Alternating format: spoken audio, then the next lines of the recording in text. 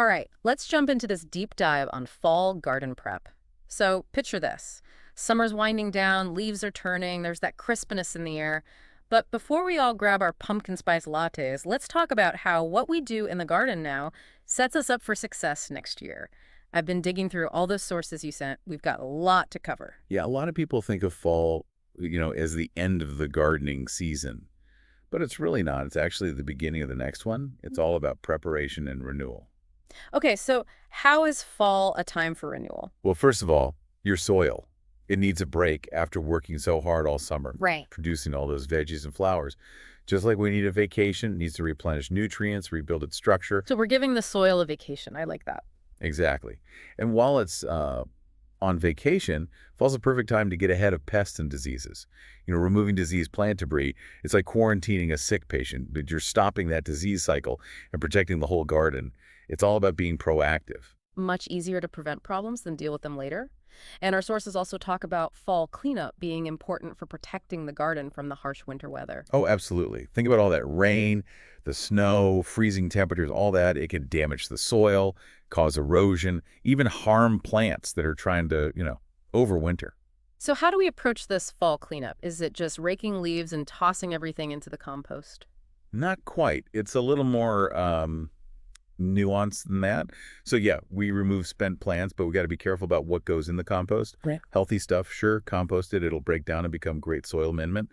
But if a plant was diseased, it's better to get rid of it separately, probably in the trash. Right. We don't want those pathogens hanging out in the compost and then reinfecting the garden next year. Right, we're sanitizing the garden. And speaking of preventing problems, our sources really emphasize weed control in the fall. Why is that so important? Well, think about it this way. Fall is prime time for weeds to go to seed. And if you don't remove them now, you're just guaranteeing yourself a massive weed problem come spring. You're setting yourself up for a constant battle.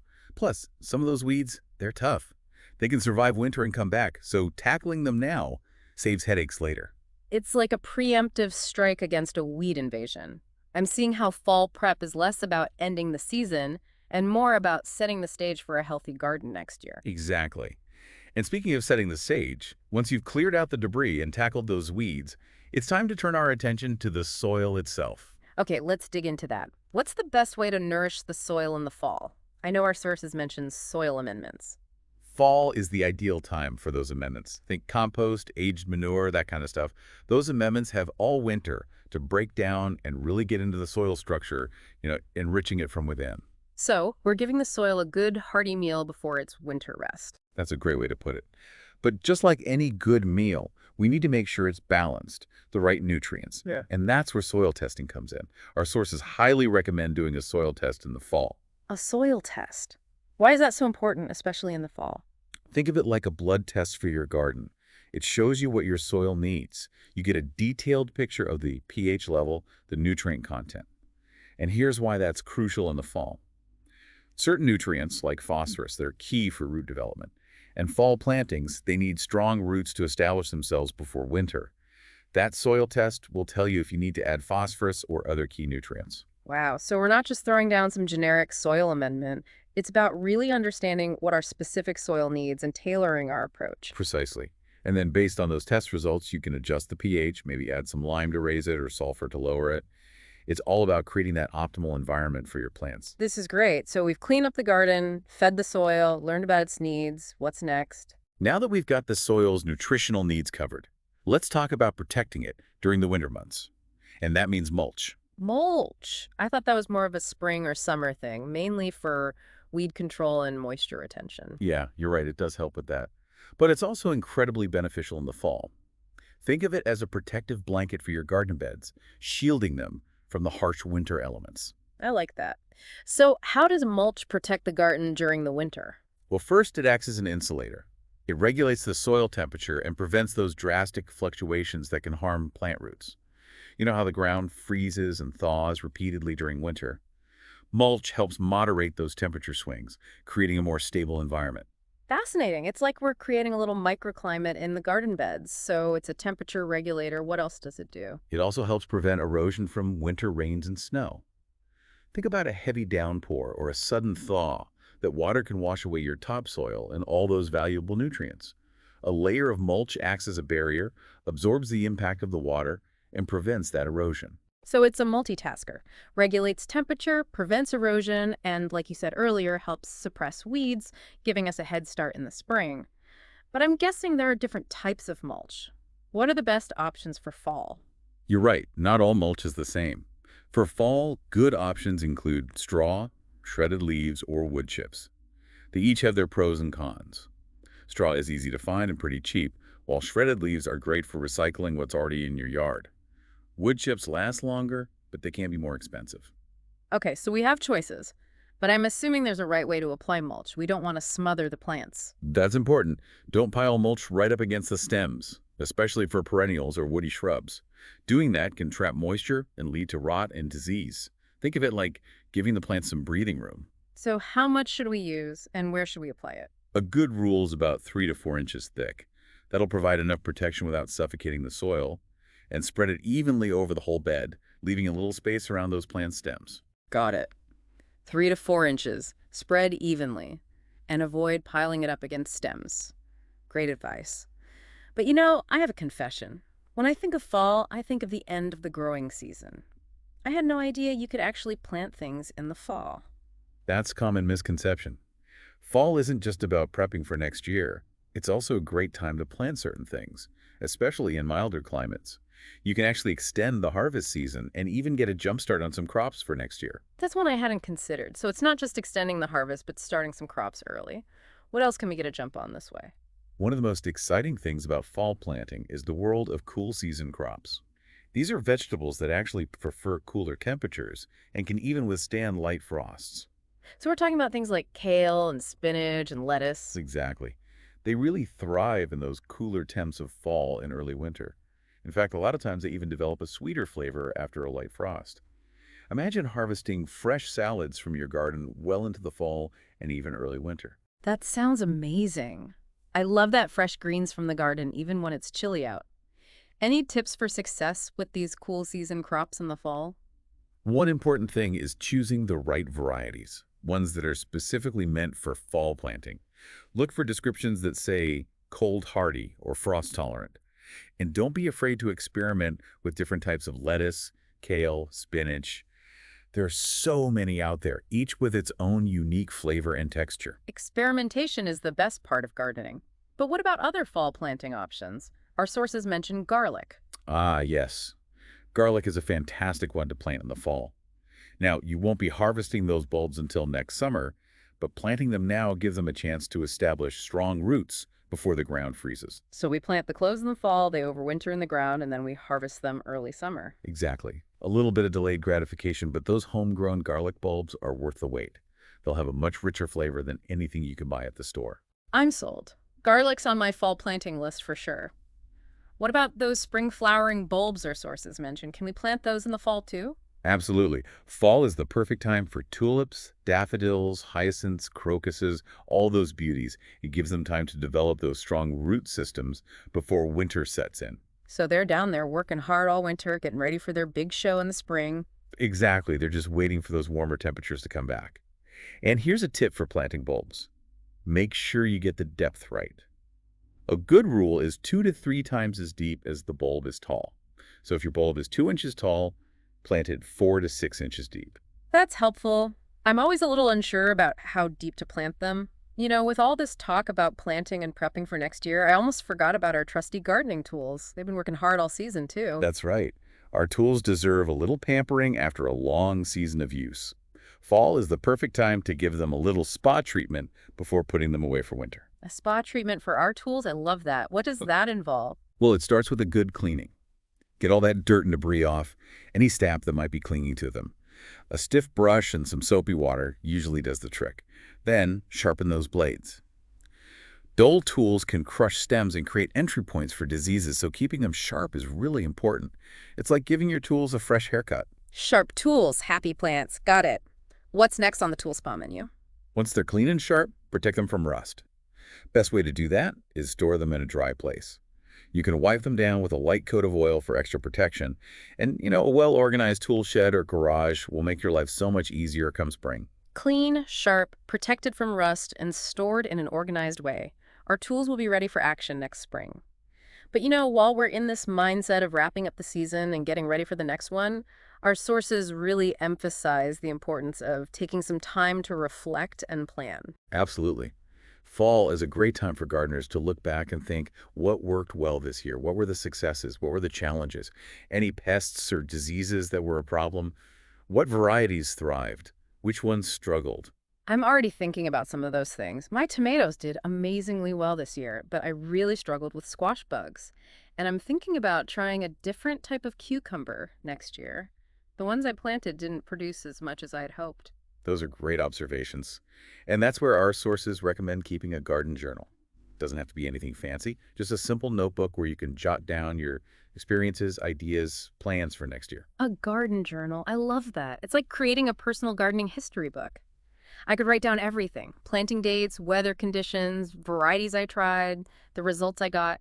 It would be so helpful to have all that info when I'm planning for next season. Exactly. It's like having a conversation with your past self, sharing those insights and lessons learned. And you can use it to sketch out garden layouts, track how different fertilizers or pest control methods worked, even keep a list of companion plants that did well together. I'm getting so many ideas. I can even see myself cozying up on a cold winter day, sipping hot cocoa, and dreaming about next year's garden with my journal. Speaking of planning ahead, our sources also mention ordering seeds early. Why is that so important? Can't we just wait till spring? You can, but here's the thing.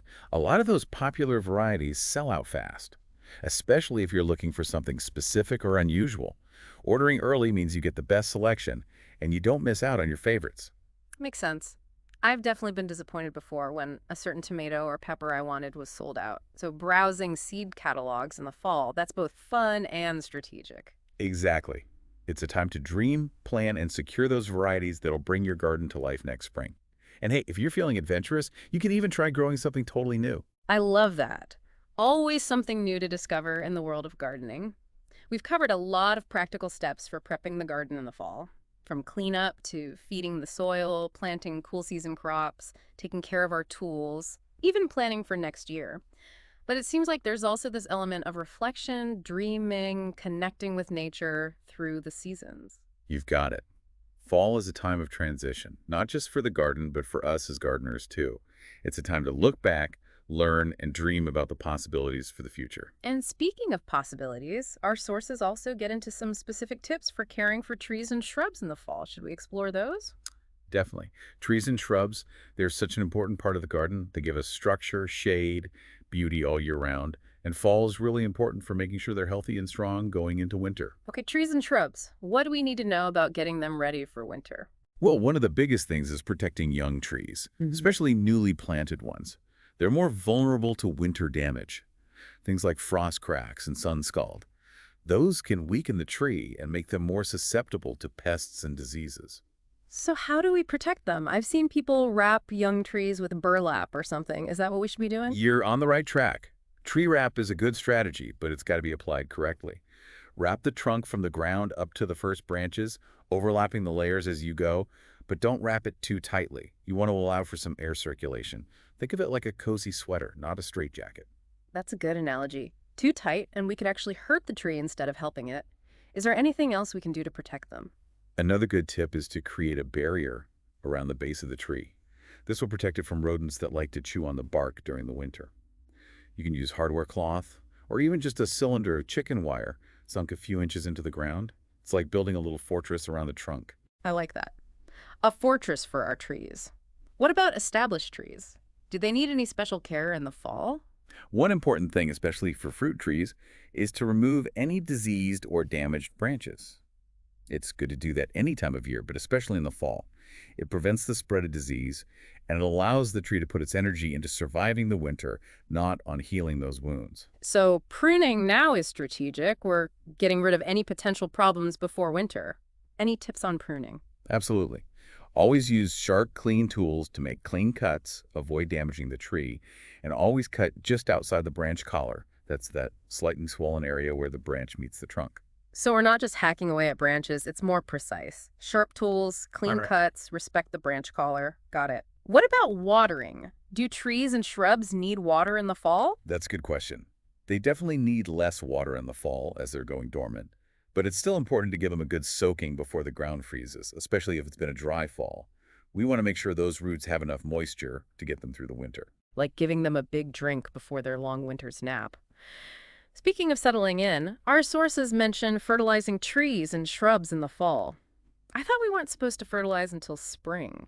It's true that we don't want to encourage new growth too late in the season, but a slow-release fertilizer in the fall can be good. It's like replenishing those nutrients that were used up during the growing season. It sets those trees and shrubs up for a strong start next spring. So we're giving them a little boost before winter. I'm seeing how fall gardening is all about this balance, preparing for dormancy, but also making sure things are set up for growth and vitality in the future. Exactly. And that brings us back to fall as a time of transition and renewal. It's about taking stock, planning, and taking steps to make sure our gardens are healthy and thriving for years to come. I love that. It's about seeing the big picture, the cycles of nature, and working with them to create a thriving garden ecosystem. But, while we're on the topic of thriving gardens, I'm curious about something. Our sources mention that fall offers a unique chance to enhance the visual appeal of our gardens, even as winter approaches. That's right. We often think of fall as a time of decline in the garden, flowers fading, leaves dropping. But there's a different kind of beauty in the fall landscape. Rich textures, warm colors, a quiet elegance. Okay, I'm intrigued. How do we enhance that visual appeal in the fall? Well, one way is to embrace ornamental grasses. They add texture, movement, even a touch of whimsy to the landscape. And a lot of them have gorgeous fall foliage, with colors ranging from golden yellows to deep burgundies. Ornamental grasses. I've seen those at garden centers, but never really considered them for my own garden.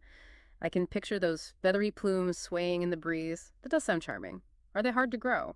Not at all. Most of them are pretty low maintenance. They like well-drained soil, full sun to partial shade. And once they're established, they're pretty drought tolerant. That sounds perfect. Any particular varieties you'd recommend for fall interest? Oh, there are so many great ones. Carl Forster's featherweed grass is a classic. It has those upright feathery plumes that turn a beautiful golden color in the fall. Another favorite is morning light maven grass.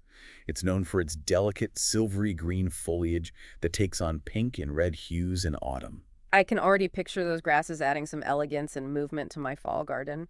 But what about color? I do love those vibrant fall colors. Anything else we can do to amp up the color palette? Absolutely. Fall is all about foliage.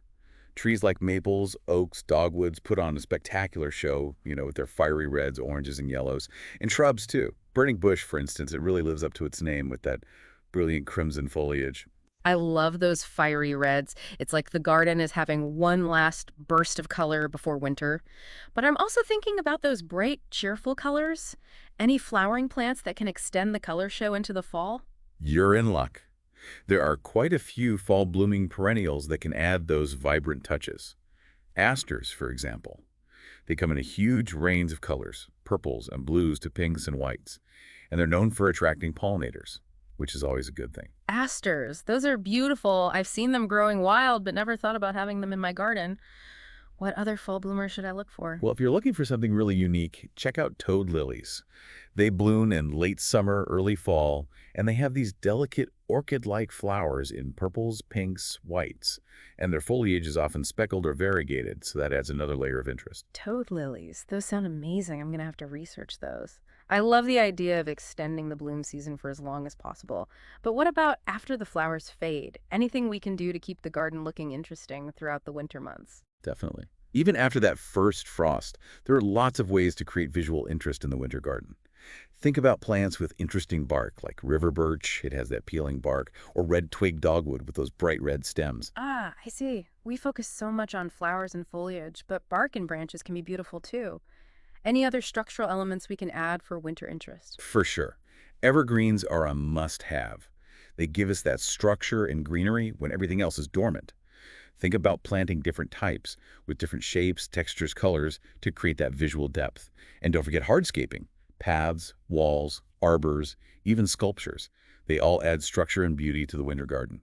They can act as focal points, guiding your eye through the landscape. Wow, so many possibilities. It's like we're changing what it means to have a beautiful garden. It's not just about flowers, it's about a space that's visually engaging all year round. I'm feeling inspired to plan my own fall and winter garden makeover. That's great. Remember, gardening is a journey. It's about exploring nature's beauty and our own creativity. And like we've seen in this deep dive, fall isn't the end. It's a chance to reflect, prepare, and get excited for what's to come next season. Beautifully said. This has been such a fascinating conversation. And we're not done yet. We still have more to explore in our deep dive into fall garden prep. We'll be back with the final part after a short break. Stay tuned. Welcome back to our deep dive on fall garden prep. We've covered so much, from getting the soil ready and planting those cool season crops to all those ideas about keeping the garden beautiful through fall and winter. It's been quite a journey, hasn't it? One thing that keeps popping up in all these sources is this idea of fall as a time for reflection and planning. It's not just about the work we do in the garden, but also about how we approach the next gardening season. Yeah, I see that. It's about being proactive, shaping our gardening experience. And our sources have some really interesting things to say about creating a sustainable and resilient garden. Sustainability is huge these days, and fall gives us a great chance to put those sustainable practices into action. So let's get into that. What can we do in the fall to make our gardens more sustainable?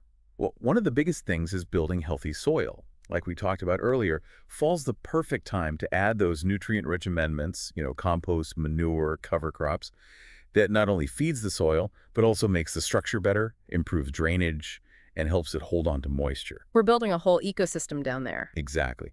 And healthy soil means healthy plants, which means you need less chemical fertilizers and pesticides. So a win-win for the environment and our gardens. Our sources also talk a lot about water conservation, especially going into those drier fall and winter months. Water is precious, so conserving it is key. In the fall, one thing we can do is make sure our irrigation systems are off or adjusted, because those dormant plants don't need as much water. What about the plants that are still growing in the fall? Do we need to water them differently? Deeply, but less often. That helps those roots grow deep down, where they're more drought tolerant. And of course, mulch. Mulch is amazing for holding moisture in the soil. Mulch, the garden superhero. It does so much. It really does. And here's another thing to think about in the fall. Planting native plants. Native plants. Why are those especially good for sustainability? They've evolved to thrive in our local climate, the soil conditions here. They're adapted to the rain patterns, temperature changes, even the pests and diseases we have. So they need less water, fertilizer, pesticides, compared to plants that aren't from here. Low maintenance and environmentally friendly, and I'm guessing they also provide food and habitat for local wildlife, right? Exactly. They're crucial for supporting pollinators, birds, all those beneficial insects. It's about creating a balanced ecosystem in your garden and beyond. This is fascinating. It really is about this connection between our gardens and the natural world. That's it. And as we wrap up this deep dive, I keep thinking about how interconnected everything is in the garden. The soil, the plants, the wildlife, it's all a delicate balance. We're caring for a whole ecosystem. Exactly. And fall's a reminder that gardening is a process, a cycle of growth, renewal, and connection with nature.